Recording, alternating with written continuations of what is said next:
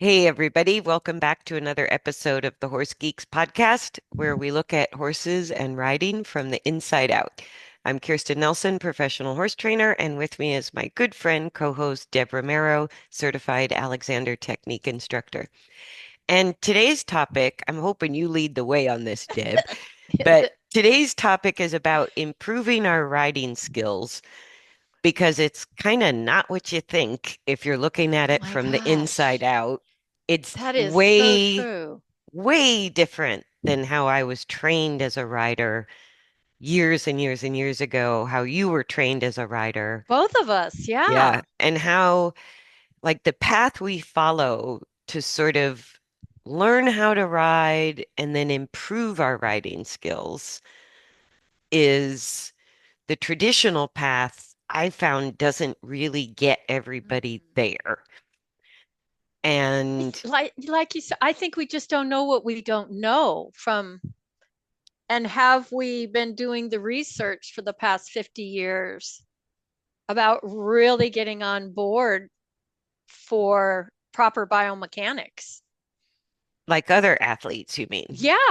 I mean, I think I wrote an article.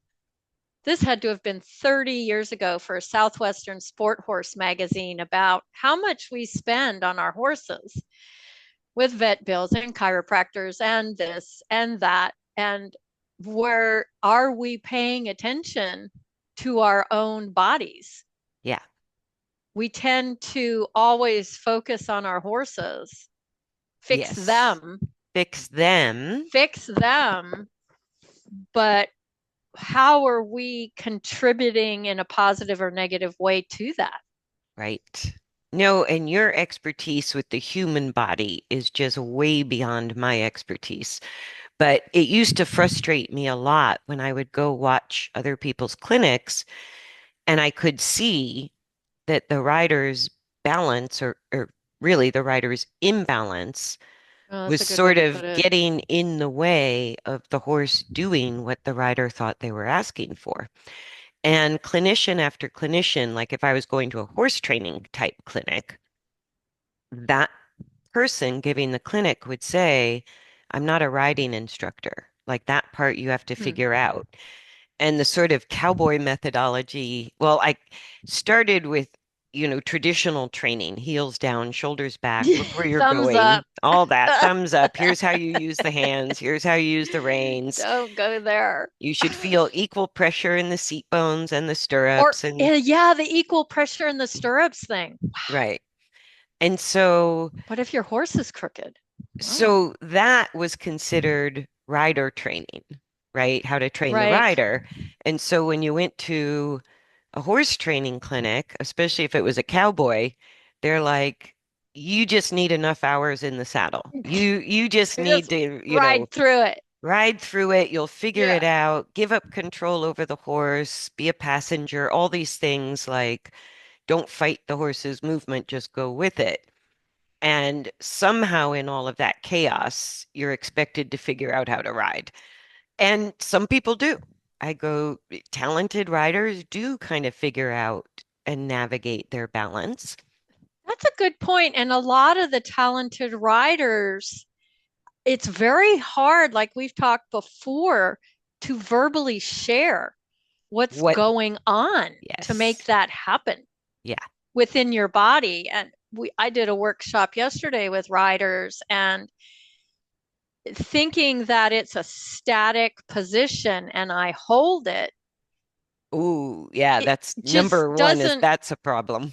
that doesn't go with the physics of it all. Like we're so geeky about that because it's a moving target. Well, and that is really where I had to circle back around as a horse trainer was I can't. That horse's training will not stick Mm, unless the rider is not interfering with the movement. And there's a right. billion ways we interfere because of how we're trained as riders.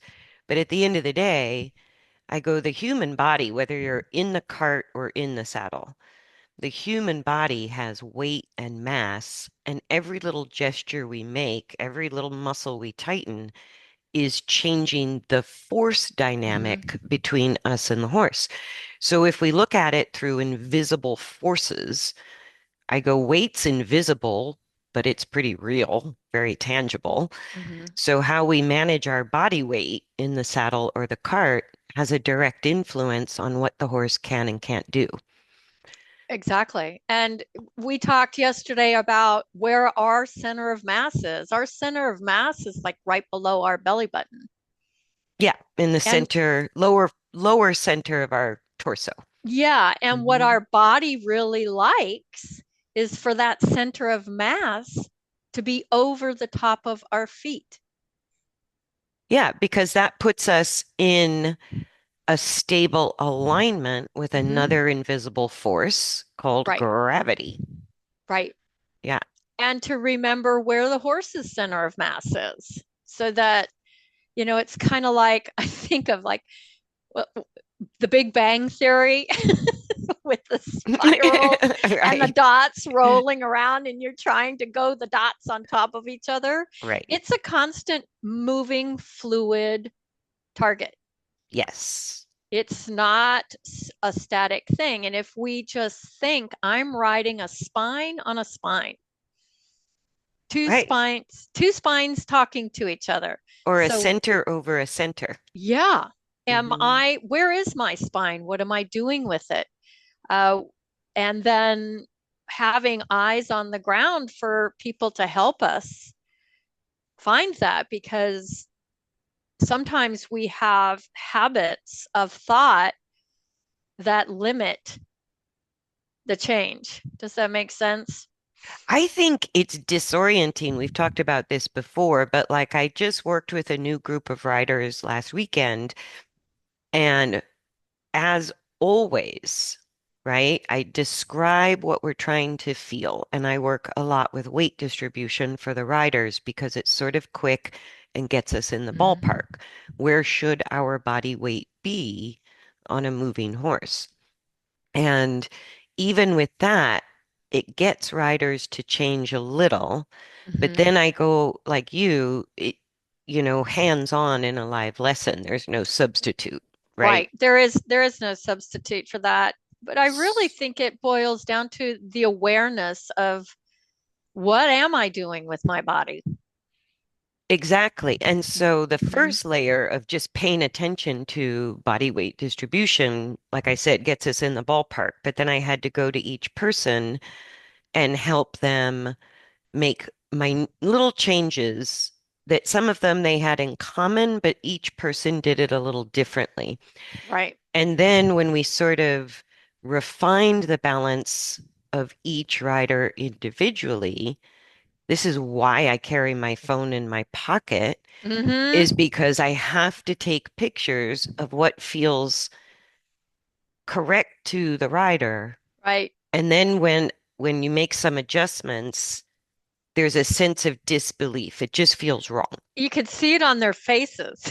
Yeah, and It's like, what? literally it's What? like the writer's brain is just fighting the suggestion. It I just feels totally agree. completely wrong.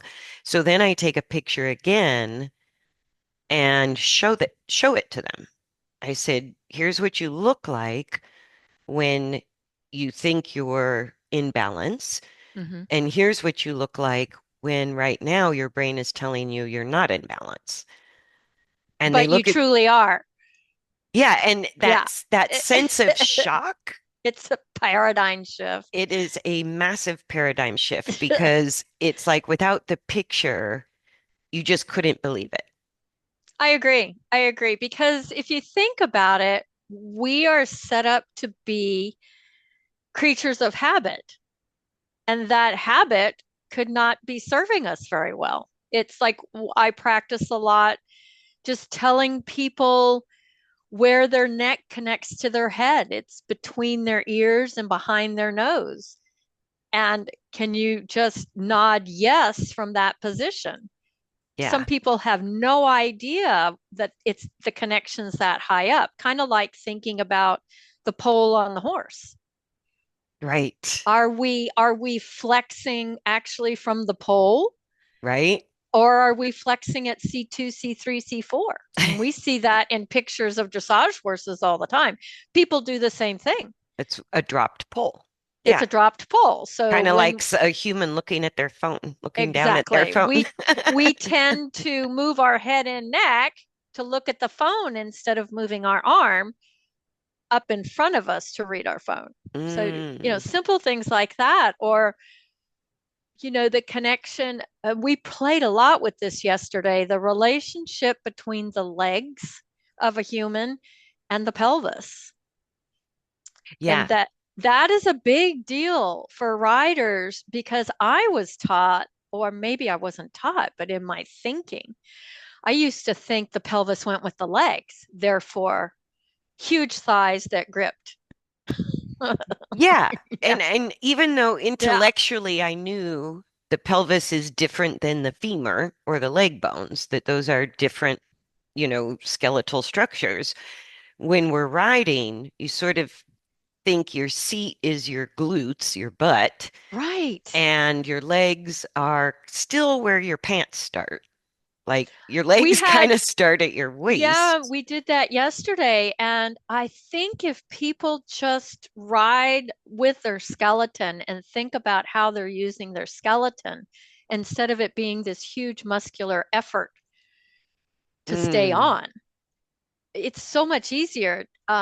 Your hips are right in your groin. That's where your hip socket is. And right.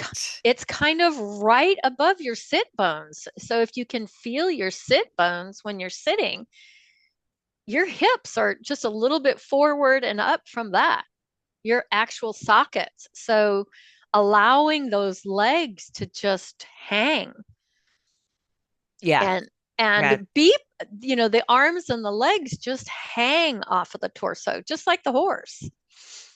Right. Right. And we don't really separate, I think, as riders, our torso from our limbs. Like we don't Mm-hmm. use our arms independently of our head, neck, and shoulders. Yeah, and I see a lot what has happened, say in the last 30 to 40 years, is I see a lot of people with shoulder injuries because we're forgetting we have a wrist and an elbow. Hmm. And we're moving everything from the shoulder with a thumb grip so Or that, even rain contact. Like I see ah, a well, lot of that's times huge. if someone's resisting on the reins with their arms, the tendency is for the whole torso to lean backwards. So it's not just the Mm, arms. It's like when that's the people, muscle bracing. That's the thought. I need some sort of muscular effort. right, and even picking up the reins to take a rein Mm, contact, yeah, most people will shift their weight back and lean their torso interesting. back a little bit whenever they lift their arms. It's like arms up, torso back. And the Good arms point. the arms aren't working independently of the torso Yeah. remaining stable, Just like the legs, the same relationship right? of yeah. So So how do people find their own hip joint? Because a lot of times I know you and I do the same thing. You ask the rider to point to their hip joint, right. and most people will point to the side of their Yeah. body, maybe the top of the pelvic bone, which is where our pants start, Yep. um, or maybe lower, but on the side at the top of the leg. Yeah. Or they go to their waist. They think that's the best way to think about it is if it's the crease of your pants. It's in the crease of your pants. Yeah, so when you sit, whether you're on a Mm-hmm. horse or sitting in a chair, it's where your pants crease either side of the zipper, really. Exactly. Yeah. Yeah. And that's the joint you should be using instead of thinking, like you said, moving the whole body with your arms. That's, the legs need to be separate from the torso. And we've talked before, we always consider the seat for me is the entire spine. Yeah, because I think that's of what's talking to the horse is your entire spine. If you think, to me, if you think it's just the seat, that's where you get that thought of, oh, it's the your pelvis and butt. the legs, yeah, Yeah, it's like are your doing your all the butt work. behind you and your legs are in front of you. That's But another good point. Yeah. yeah. And that goes back to that the body really likes where the body considers, the human body considers neutral is if the center of mass is over the feet. There's a And that's sign. something that I pointed out whenever I take pictures of people. Mhm. They don't realize that they're leaning back. They think they're straight, but their feet are out in front of their center. Or if they're perched forward, their feet can be behind their center. Right. And it does matter where the stirrup is on the saddle. We talked about that yesterday. That doesn't help us. Well, Most, some saddle designs place yeah, the rider's leg in front of where right. the That seat. doesn't help us at all. Mm-mm. And I've seen people struggle with that. Oh yeah, you're fighting the saddle You're design. fighting inertia. Yeah. Because a Yeah. lot of the fashion, like if I think of the fashion of Western riding or the current fashion in dressage, is what I would call behind the vertical with Hmm. the center of the body. So the center of the body is not in a vertical alignment with gravity, it's kind of behind it. So the weight's more in the seat, the legs, the feet are out in front of the center near the belly Right. button. And if you look at that picture, most of the people I see that are doing that are actually bracing with their feet. You have to. Yeah, Otherwise, you because fall off the back of the saddle. yeah. So just playing with, even if you can just sit on a saddle, what I have a horse stand, but if anybody has a nice solid horse stand, is sitting on a horse stand with or without a saddle and just play with allowing your legs to hang. Yeah. Yes. And it takes what it really takes is a lot of, lack of a better term, core strength, because the front of our body supports our spine. Because actually, our spine is closer to the middle of our body. Hmm. So the muscles on the back of the human are not meant, they're not strong enough to support the spine. And you'll find, Oh, interesting. yeah, the erector spinae that run up and down the human spine are meant exactly what it says. Erector means to stay erect, and spinae is the spine. So it's like watching that little toddler run and they're falling forward and falling forward. So the erector spinae kick in to keep you from falling on your face. Ah. They're not meant to hold your back up. So Your then what front is. muscles are, so you're saying the muscles more in front of the spine are part of that vertical support of the spine, not just the erector spinae muscles. Right, So right. what muscles? Like what kind of muscles are we talking? Well, we're talking all the ab muscles, and there's three or four layers. And if you can look at the at a chart, a muscle chart, what people miss is because it's that's only one dimension, is your abs go all the way from your pelvic bone up to your ribs and all the way around your back and attached to your Ah, back. So we get so focused on one plane. six packs. Yeah. Yeah. And it's much deeper than that. And for those of us who have had kids, it's down to the level of Kegel exercises. Are still abdominal muscles. Yeah, they're very deep. Mm. So we want, it's great to have your obliques work well, but you really want to strengthen your transverse abdominis, which is the deepest sheet muscle against your organs. That's the one that you want to strengthen. So does transverse mean that they're sort of going right side to left side, that they're crossing? Exactly. Yep. Okay. It's like a big sheet muscle to be just to be simple that goes from left to right and it just holds everything in. So three layers of abdominal muscles and they wrap, so you can think of them sort of on the rib cage, below the rib cage as they wrap around to the Well, back. think they attach to the bottom of the ribs. Oh, okay. Okay, so Yep, they basically attach all all that the way like the soft. diaphragms underneath there. Yep, and they wrap around. And when you get to your back, if you look at a muscle page, you see a lot of white, and that is all that muscle connecting to fascia. Mm. So that's a huge stabilizer, but it's you can't stabilize the fascia. Fascia doesn't work that way. Fascia is a tensile loading mechanism. So you have to strengthen the muscles that attach to the fascia Oh, so in order to to really get that effectively support. strengthen the fascia and use that support, the muscles that attach to it are the ones that Hmm. need strength. Right. Exactly. Interesting.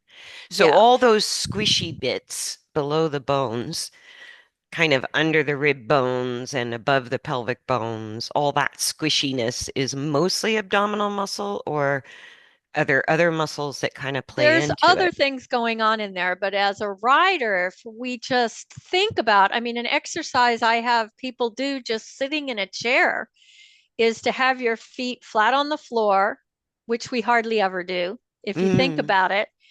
Because and at some point we start to bring our feet up under us, under our chair, and our getting on our toes or crossing a leg. That's you using your psoas to stabilize instead of your core. So if you put your feet flat on the floor, push into the floor and bring your belly button back, if you try that, it'll kind of feel like your legs lengthen.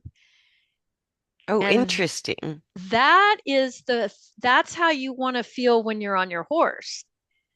You want to have enough control that you're supporting your pelvis with your abs, that your legs aren't working. That is so interesting because just sort of, through experience and experimentation, one of the things I'll do with riders is just have them drop the stirrups Mhm. and put their hands on the front of the saddle or just in front of the saddle, but sort of putting the hands down, taking them out of the equation, Mm. and then letting the legs hang just like your horse stand. It's not very often that we do things where our feet are not in contact with the ground. And riding is one That's a of good them. point. And Yeah, that's a good and point. I love the stretch. Like if I'm Oh, it feeling feels so tight and good. tense, I'll drop my stirrups and ride Yeah. that way just to let my legs stretch out. Yeah. And to add on to that, I actually have people put their hands, put palms on top of palms, lean forward if their horse will let them, and let their legs go back. I mean, really stretch them and then sit back down again. You will reorient to a completely different place Yeah. on your horse. And it's an unraveling. This is not something that happens overnight. No, and even I find it takes a good 20, 30, 40 minutes to Mm. feel my legs lengthen, even if I'm sort of resting my arms, leaning a little forward over my hands and sitting on a horse without Yeah. stirrups.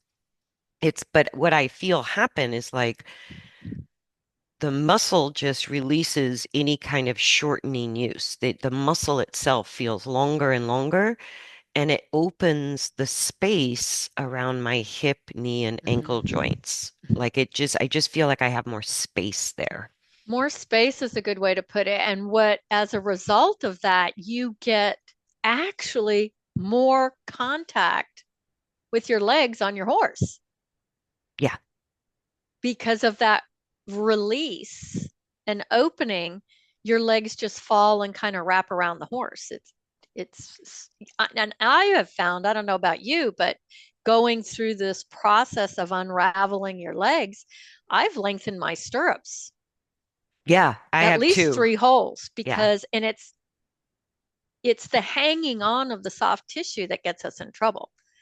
Well, and an interesting thing kind of crossed my path the other day. A good friend of mine is getting some medical massage, which you used to do. They Hmm. call it physical therapy massage now or something Oh, different, okay. but it's basically what you used to do, that type of massage Hmm. to release patterns of tension. Right. And she found out that her inner thigh muscles, right, which was really making it hard for her to straddle anything. And she doesn't ride, she's not a rider, but Right. even walking or putting her pants on and stuff was just getting more difficult because it felt like her legs were sort of pulled together. And so the massage therapist was telling her, I guess some of the deeper inner thigh muscles are one of the first to contract when you're in fight flight, when your nervous system goes into a sympathetic state, though it's like our legs clamp, right? You want to And hold on. right. And I go, wow, that really explains why all humans, even Right. super athletic people I've put on a horse for the first time, absolutely do that same thing. We pull our legs together and clamp against the Right. saddle. And that's a built-in thing. That's what unraveling this relationship between your legs, arms, and torso and building a strong core to support your spine helps to do that.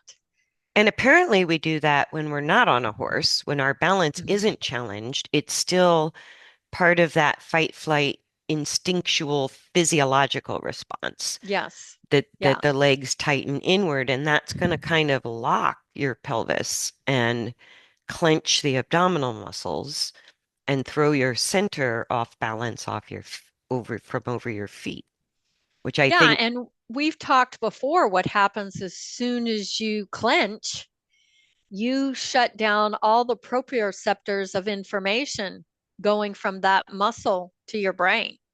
So you're you not can't feel you anymore. can't communicate with Hmm. your horse at that point because you have shut off your No, and ability to talk to your muscles. so many people will say, I just don't have feel. I can't tell. I don't feel it. I don't have feel. And now in my head, I can translate that to I need to keep working with your coordination because Mm-hmm. once the coordination with skeletal coordination, once we kind of have our bones back in alignment with gravity, everybody can feel. All of a Well, sudden, you and can feel. it goes back to that think the level of tension we hold shuts off the ability to feel anything. Yeah. It's just It's like a just in, that simple. yeah, Yeah, it's pure body mechanics is how the body works. It's kind of like we were talking about when you have, say, a muscle cramp, say your hamstring cramps. A lot of us want to stretch it. And hmm. that is like the worst thing you can do because of the Golgi tendon response is if you try to stretch it, it shortens it. It makes it worse. It's like, no, no, no, no, No, no, no. no, no. So what we need to do, we need to do the paradigm shift of, oh, if my hamstring is spasming, contract my quad, the front thigh muscle, because the law of biomechanics is one can't lengthen until the other shortens. So if you shorten your quad muscle within a minute, 30 seconds to a minute, your hamstring will let go.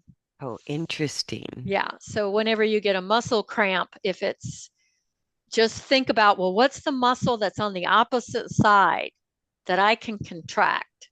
Because the other one will have to let go for that one to contract. Ah, so rather than trying to stretch the Mm-hmm. hamstring directly, you're just moving the contraction to a different muscle Right. in order to release the excessive contraction of that one muscle. And that brings up that whole subject I was mentioning to you about a rider who said, my riding instructor says, my left shoulder is always dropped. And we've had this discussion with trauma with you and your knee Hmm. that when we really look at the whole picture, it's usually not the shoulder. there was a spiral twist in her torso that Mm, was causing the shoulder to look lower. right. And here she is probably trying to lift the low shoulder over and Lift the over and shoulder over. or lower the right shoulder. And, once and I can help people a lot on a mat unravel all that.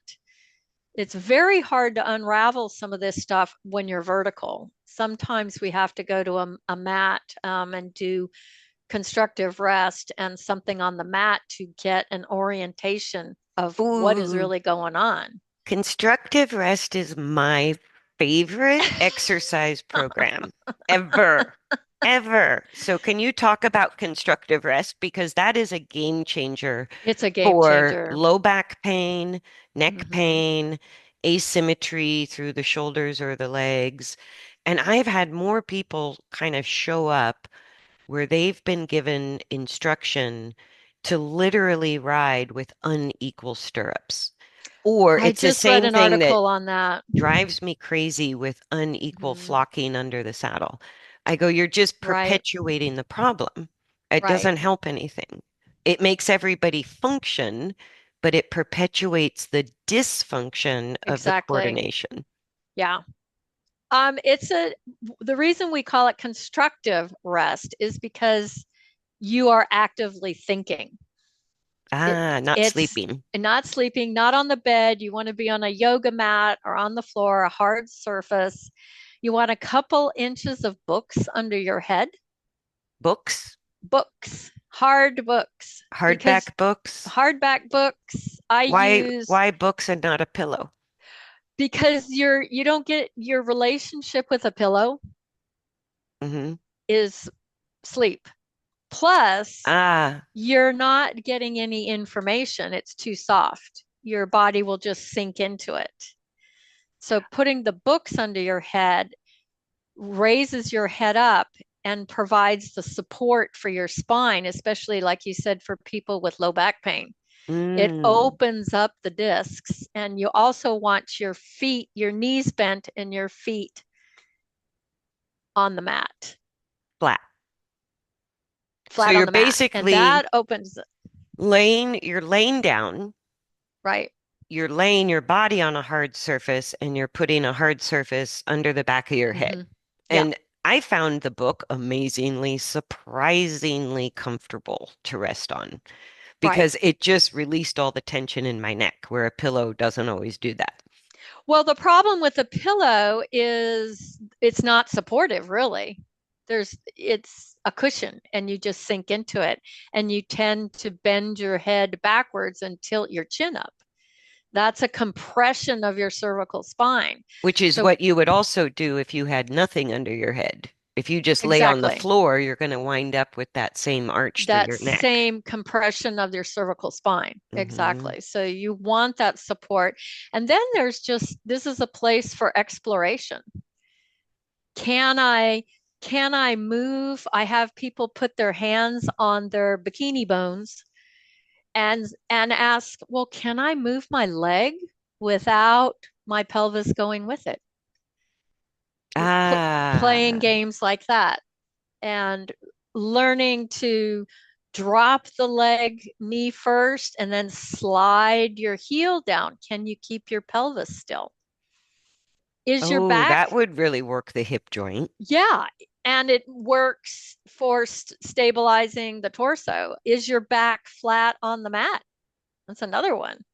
I was going to say this sounds like level two to me. I'm working Yeah, at level one with you're constructive rest. I just lay there.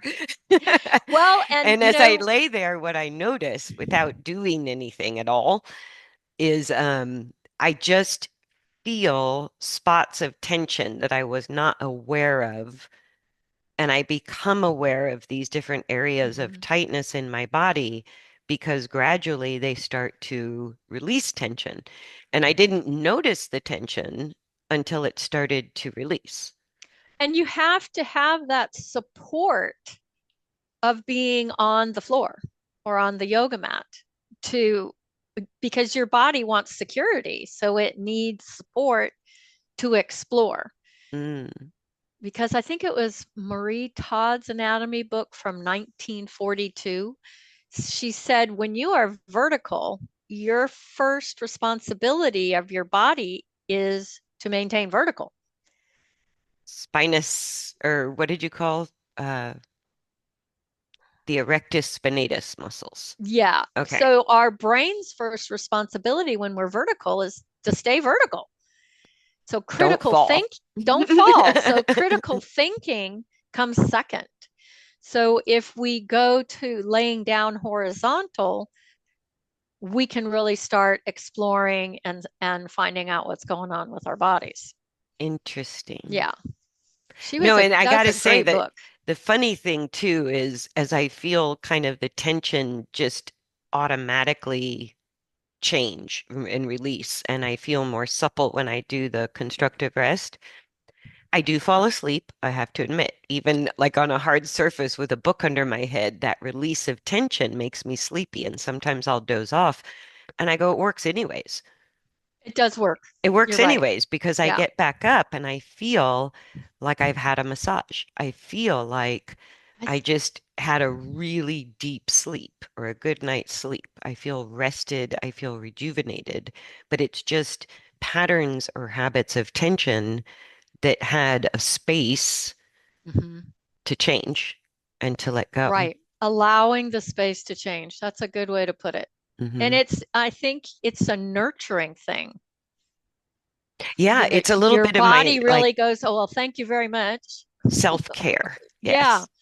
Yeah. And it doesn't have to be for a long period of time. If you've only got 1 to 5 minutes, it's taking and the choice of taking care of yourself and the Hmm. exploration.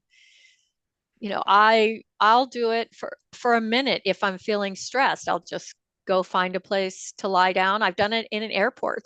Oh, hey, people are doing all kinds of weird things in Yeah. airports. Why not? So anyway, that's the go-to to explore your habits and patterns.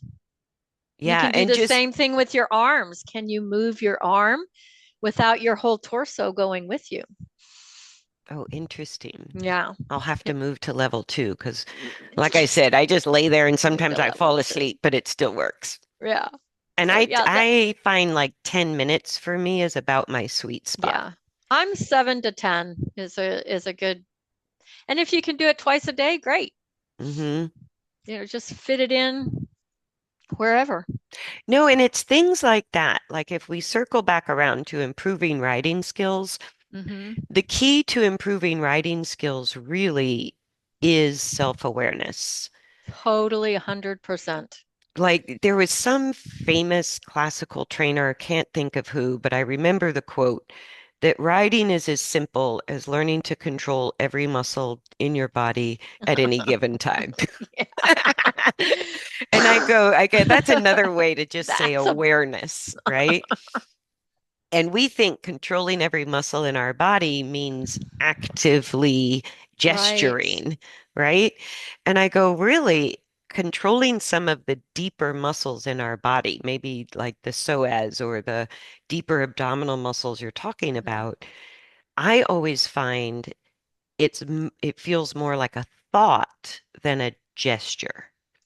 And That that's where is, I think awareness is the mhm. key ingredient to improving your writing skills is we don't know what we don't know, so we can't control what we're not aware of. And it's scientifically proven thought becomes before action. So even though you don't think you think about it, if somebody says, have a seat, it You've goes through, even though it's a habit that you go to that little compartment and you do it, but hmm it doesn't mean you're doing it to the best of your ability. right. No, So and I being have to open say to, the things I did that improved my writing skills the most were far away from horses oh, that's a in good point. in your living room, in my living room, learning how to sit and get out of a chair, learning how to Huge. walk and pick up something random in the room, Mhm. And it was like because the entire lesson was on awareness. So you Hmm. can't throw in too many complicated things. So as soon as we get on a horse, that gets complicated because it's like trying to learn how to walk uh, on a boat at sea, Right. right? It's going to be different than trying to walk on flat ground. And so I think to build my awareness, the Alexander technique really, with or without hands on, because there's a lot of information Yeah. that helped me change my perception of what that meant. Mm. Like Yeah. knowing where my hip joint really is, knowing where my shoulder joint really is, Hmm. changed physiologically my day-to-day coordination because I had a different Right. awareness or I had a different perception of how my body fit together. Exactly. That's the key. Yeah. So constructive rest. And what are some of the things that you might give, like an online lesson or just talking to somebody where you can't do hands-on? What would you say is a really key ingredient on or off, well, let's say off the horse and on the horse that might help people begin this process of awareness and improving their balance? Well, a great activity is just playing with getting in and out of a chair. But we can already do that. Right. So, But starting to think about, can I put my feet, how do I get my feet under my center of mass to get out of a chair? oh, What would, instead of putting your center of mass over your feet when you're getting hmm. out of a chair, you're saying do the opposite. Yep. How do I get my feet under my center first Hmm. and then get out of the chair? Yeah. You will find that it's quite different and easier. I never even thought of that Yeah. because I go, if you tell me to get out of a chair, I get out of a chair, but I don't really know Right. how I do it. But I think you're right. So, like people who are pushing up with their arms, Oh, big one. right? Or Yeah. That even leaning, usually, like lifting out of the chair, yep. you're moving your center, you're basically moving your belly button area first to get that part of your Good body point. over your feet. Yeah. That's what you're Instead of the saying, other way around. instead of Yeah. the other way around. Hmm. So you're saying arrange yourself in the chair to get What do your, you have to what do you have do? to do, including Yeah. arrange, Play with it. rearrange? Be curious. There's no right or wrong here. It's just an activity. Right. It's a stimulus. It's to It's a see. stimulus that gets you wondering and curious about Yeah. how could you do that? Yeah. Because of course it's possible, but it might not be our habit. It might not be the way we do Exactly. it right now. Yeah. Oh, I love that one. So I'm going to think about that. So when I get Yeah. out of a chair, how do I get my feet under my middle in order to get To out get of out of the the chair? chair. Hmm. Ooh, that makes it much harder. You have to think. Yeah. And then And what it, about when I sit down? Do I want my, if I go to sit in the chair, which one goes first, feet or middle? that's a good question. What you want is you can put your pinky side of your hand in the crease of your pants and kind of push your hips back into the chair. Hips back first, not Ah. knees first. That's when people with knee problems get in trouble. They activate the knee first instead of the hip joint. Oh, so instead of thinking butt first, which would be kind of plopping in the chair, Flopping. Hmm. you're saying bend over your hands at your hip Push your joint. hips back. Push your hips back towards the chair.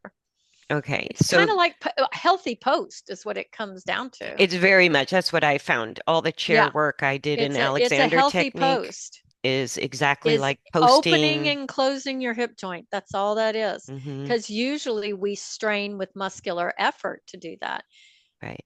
But if we just use our joints instead of all that effort, the body is much happier. And our relationship of our feet under our middle, Hmm. if we fold at the hip joint and take the pelvis into the chair first, not Mhm. just the glute muscles. We're not plopping back, but we're going to kind of we're going to put our center in the chair first. Yes. Okay. And it might even be on the edge of the chair. Not we have this misconception that we have to sit at the back of the chair. Every chair, no matter the Yeah, design. and Yeah. if the chairs, we you know about that discussion we had with Meet Andrews, but there is no perfect chair. Right. But how do we use ourselves to the best of our ability with what we have? And that's actually kind of my thing with saddles. I don't really bother with people's equipment because I go, despite the equipment, sometimes you Mm-hmm. have to fight the design of the equipment in order to Mm-hmm. use yourself in balance. True. But Yep. that's like a chair. I go, there's a gazillion different kinds of Right. chairs, And but we all of these can, ergonomic chairs, there is no truth to that. you don't like them? There's no truth Yeah. because it puts you in an unhealthy position. Yeah. Yeah. So you just use it to the best of your ability. Interesting. So getting in and out of a chair with more awareness, Yes. trying out constructive rest that you talked about, and anything else somebody could play with off the horse that would really help with either awareness or better mechanical coordination of the body. I mean, there's always the use of the arms, and instead of play with instead of grabbing the doorknob with your thumb first, go pinky first and grab the doorknob. Oh, try to open the doorknob with your pinky on top. You're leading with coming under from underneath and grabbing the doorknob, or when you're driving, have your hands on the bottom of the steering wheel with your palms up.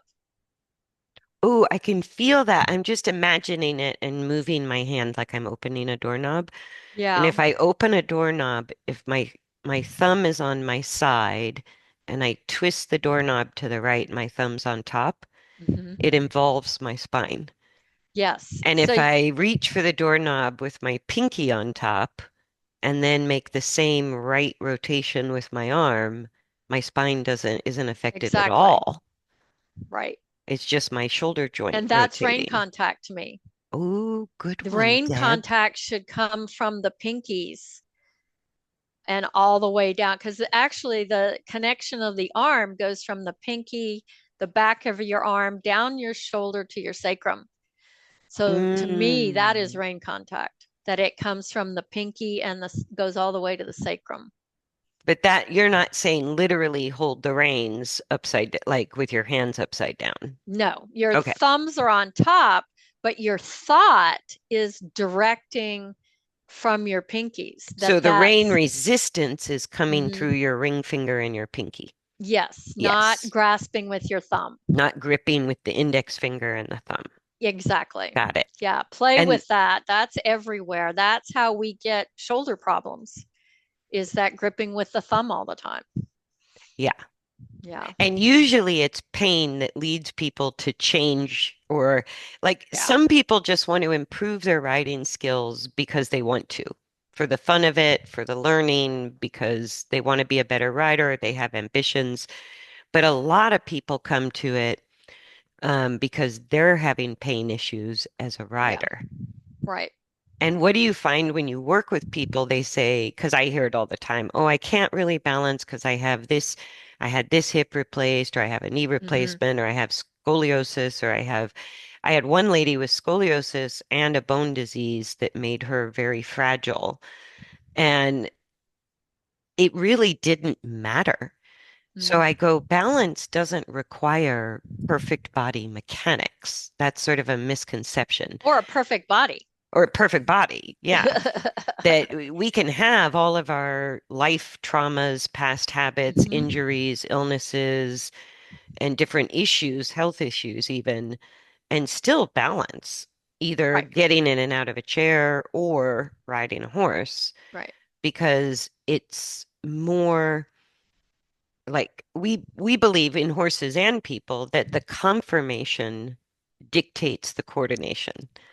Yeah, And I go, conformation has almost zero to do with coordination. Coordination is an open possibility exactly. for all conformations Right. Yeah, I work, obviously, both of us do. If we're horse people, we've got some sort of body trauma. or old injuries. Yeah, I mean, we've all got, I don't want to list them, Yeah, but to realize that, to not let that consume you as being you, that it's just an injury. Mio Morales had a great saying. Whenever we start focusing on the problem, he used to say, ask yourself, where else do I seem a bit easy? So starting to go through your body to say, what is working well? right. And it Because kind we of, can really identify with that limitation, and then that exactly, limitation becomes part of our who we are, part of our karma. Yeah, identity. I Hmm. agree. Yeah. So where else do I seem a bit easy? And you just go through, oh, my left shoulder feels pretty good. Oh, my big toe on my left foot's great. My back doesn't hurt, right? And just going to what's working well instead of Hmm. what's not working well.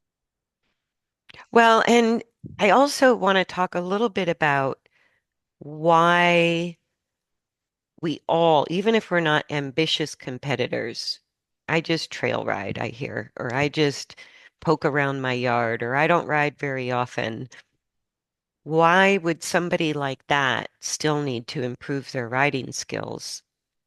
Other than if they have a pain issue, that's a big motivator Right. because even trail riders have bad backs, bad knees, bad shoulders. Mhm. So to ride with less pain would be one reason. Well, better use is better use. You don't get exhausted. Right, you can do more. You can do more, and it improves everything, digestion, breathing. Right. So, and it really comes down to what are your day-to-day habits that you could look at. Yeah, and I think it's difficult to do this sort of if I want to improve myself, or sorry, if I want to improve my horse. Like you said, we Hmm. spend all this money on the training of the horse, the Hmm. chiropractic, the vet, the farrier, the supplements, the yada, yada, yada. Hmm. But I find very, very few people are willing to also look at, do my riding skills have anything to do with my horse's Hmm. health? Or is it just because I Exactly. need to look good, right? I need to I look think the those are part. great questions.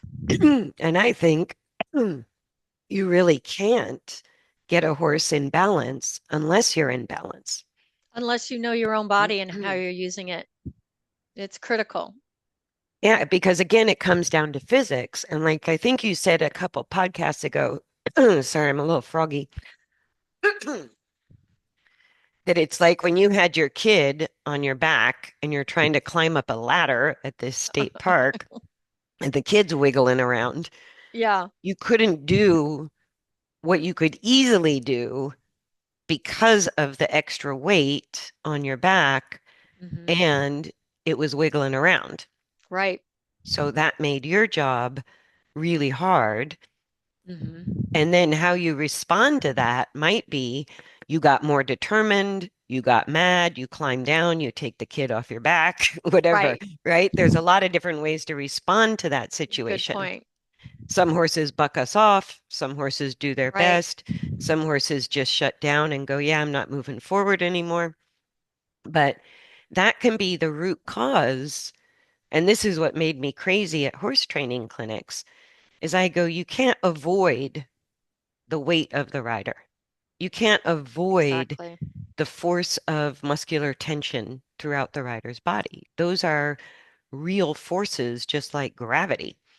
I go, Right. they're going to affect the horse's movement. So if we don't look at our best possible coordination on the Hmm. back of a horse in any situation, doesn't matter what you're It doing. doesn't matter what you're doing, just sitting there Yeah, at a halt. yeah, You can accomplish a lot and learn a lot about yourself just at the halt. You don't have to be doing big things. Yeah, my friend with the tight legs is now interested to just sit on a horse because she has such a hard time releasing that pattern of Yeah. tension. Yeah. And I said, She would "Ooh," do great with constructive rest. That would be a great place for her and I to go, just get, when my legs get tight, if I'm stressed out and my legs get tight, I go, I just sit on a horse and let my legs dangle. yeah. If you can Mm, dangle, that's a great thing. yeah. Mhm. And very slowly but surely, it's like gravity is like the stretchy torture machine. It just sort of like Yeah. gradually stretches out your leg And I muscles. tell people it takes time. This is not an overnight success story. This is, how long have you been on the planet with these habits? Right, right. And without the awareness of the habit, like I have to pat myself on the back once in a while rather than going, to myself, Right. that I go, okay, I noticed something that I've probably been doing for 20 or 30 years. Right. But now that I notice that's the habit, like with my knee pain, you pointed out that knee pain is sort of related to this little tiny twist in your back where Hmm. you're tightening, I guess it would be the back wall of the abdominals around my lumbar. Right. Just a little twist. Just a little twist and a little extra tension on this upper left side is putting a whole lot of pressure on your right knee. Hmm. And I think what really motivates you and I to do these podcasts and to share what we share and have these businesses that we do is because I went, okay, that costs me very little compared to going and getting an MRI and a scan and meds and surgery and insurance bills and copays. I was like, I could do that myself. Yeah. I like to give people tools to teach themselves. Yeah, and getting out of pain, if I have a tool that just involves awareness and repetition to Right. stop a pain issue, I go, yes, more please. That Yeah. would be great. Yeah, because compared to what we're spending on our health or Hmm. what we're spending trying to fix our horses, Right. I go, it's just a rabbit hole of non-ending expenses. I agree. And I find it a And, little and ironic. yeah, I think we should be looking at ourselves first. What am I doing to contribute in a positive or negative way to this relationship with my horse? And that is the last thing on people's minds. Hmm. Like the first thing most riders think, I need a different trainer. I need a different vet. Right. Well, no, actually, I shouldn't even put trainer first. They're going to call the vet. They're going to call the body worker. They're going to look at nutrition. They're going to look at footing and barn environment and Hmm. turnout and all of these different elements that sort of satellite around the Right. horse. And one of the last things people look at is how they're training.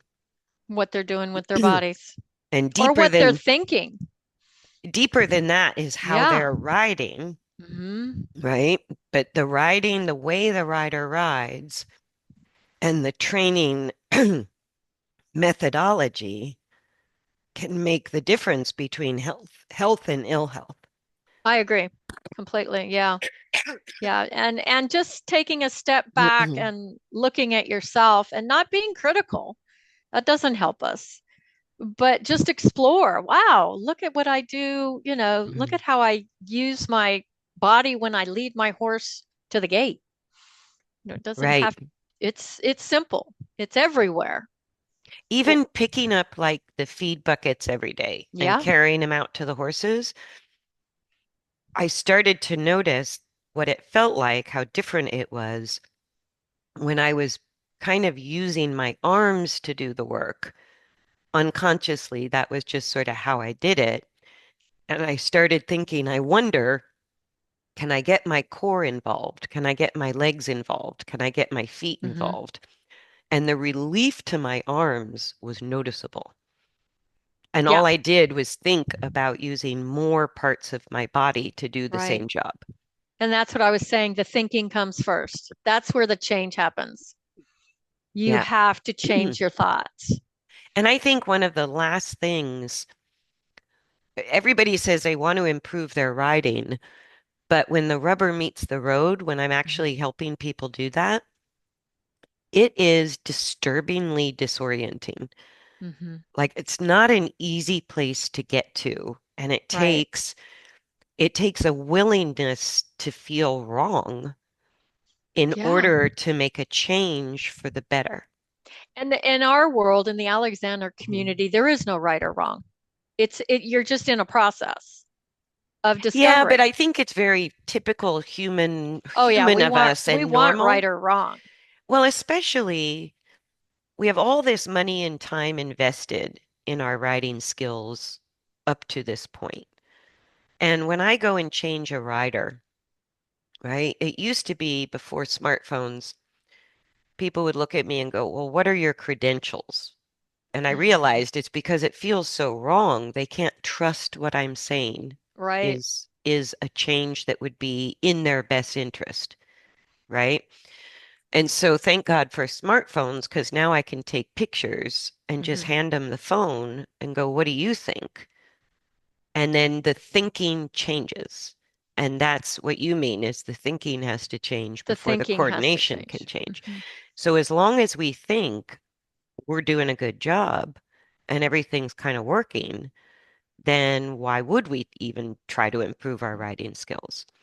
But if we're Right. having problems with the horse, what we're saying in this podcast is it might have everything to do with your riding skills. It might not be separate as a horse. It might be, but it might also not be Right. a separate issue that only your horse owns. It could be, Exactly. it could be the riding relationship is There, part of mhm. what's, the root cause behind the problem. I think it should be our responsibility Well, to we're be supposed to be the higher intelligence. So, exactly. so ah, to with that in mind, the onus is on us to make the yeah, changes, at exactly. least as much as we're asking a horse to change. Exactly. I agree. Yeah, Bingo. sometimes a little bit more. But that it's hard because it's a little bit of a bitter pill to go, you mean like when my balance was changed or when I change other people's balance, the first thing that comes up is this feeling like, oh my God, I don't know how to ride. So you feel like a Mm-hmm. beginner again. You feel like an idiot and you feel like you've been wasting your time or somehow everything you've done up to that point, you're throwing in the garbage can and starting Right. over. And I go, I don't think we're ever really doing that, but that is kind of how it feels. And I say this to people, don't beat yourself up. You didn't know what you didn't know. That's what always makes me feel better. Yeah, We it don't it know what we is don't we know don't until know we know. exactly. Yeah. So I tell people be curious, laugh at yourself. You've we all have habits that we go into. It's the ability to see them Yeah. and move into a different direction that matters. Yes. And even the best, our most famous riders, our highest riders, our best humans on the planet with horses that get all the accolades, they still struggle with the same human things we struggle with, Exactly. even at a We're beginner all level. human bodies. We all have bodies. Exactly. Exactly. So nobody gets out No, thinking they've nobody gets out waltzed alive on into, that one. or that you've even waltzed into perfection and you get to stay there. I Exactly. go, because somebody asked me the other day, well, wouldn't this horse make this level training, could just be a lesson horse for this level of training? And I said, no, I don't really see it that way because I go, you can't make coordination static at any particular level. Mm-mm. And I went, it's kind of like aging. It doesn't stop whether you Mm-mm. whether you want it to or not, no matter how much you fight it or try to mask it. Coordination is a constantly evolving process, just like aging. Right. And hopefully we get better with age and we don't break down with age. It's like, but Right. that depends on kind of how you're aware of things in the process. Exactly. But I go, you can't stick a horse and rider at a certain level of coordination and say that's now the rest of your life. No, It just doesn't work that way. no. Just like you can't say you will forever be 22. You can try, You can think it. but the body's still going to age. Exactly. So, yeah, you can even fool yourself to think you're that, but Mm-hmm. it shows up. Yep. Yeah. So you may as well embrace the age you're at, embrace the coordination you currently have, and just try to keep improving riding skills, even if you're not competing, even if it's just for your Well, horse. and it's everywhere. It's not just in your riding. It's going to help you with everything. Yeah, actually, Everywhere. I know. Prevent injuries. Because you and I have not been able to work together in person for years. Right. And my go-to is to get in the saddle, get on my horse, and do some of the things you taught me with, drop my stirrups, put my hands there, have a little passenger ride. And the horse becomes my massage therapist. Like There you go. the way I have to reorganize my body starts releasing patterns of tension, and I physically feel better Right. after the ride. Yeah. So I think we covered everything, but We've it's a got the big tip of the deal. iceberg. I just kind of want to say once more, in our industry, the thing that makes me kind of sad is that there's so much power in our hands for our Mm, long-term health, for our own bodies and for our horses' bodies. But it's the very last thing people ever consider related to health is their training program or how they're riding. mhm. But I go, those are the two things that affect long-term Huge. health more than any vet, farrier, body worker, nutritionist Exactly. can have an impact because we're doing it through repetition every single time we interact with our horse. And Yep. so it's the good news, bad news, because if we're not aware, we just think, oh, my horse is breaking down for X, Y reason. Hmm.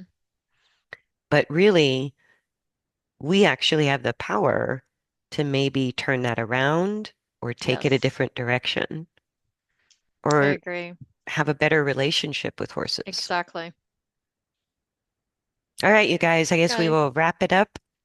Thank you for sharing, downloading, commenting, subscribing, all that Yes. algorithmic stuff. It does really help. If you like what we're saying and you want to pass it around, we are very grateful. Yes. Yes. Or give us some questions. We love that. Love the questions. Mhm. Yeah. All right. Thanks, you guys. Okay. Oh, and I wanted to mention because you can help people online remotely. Yes. Okay. Mhm.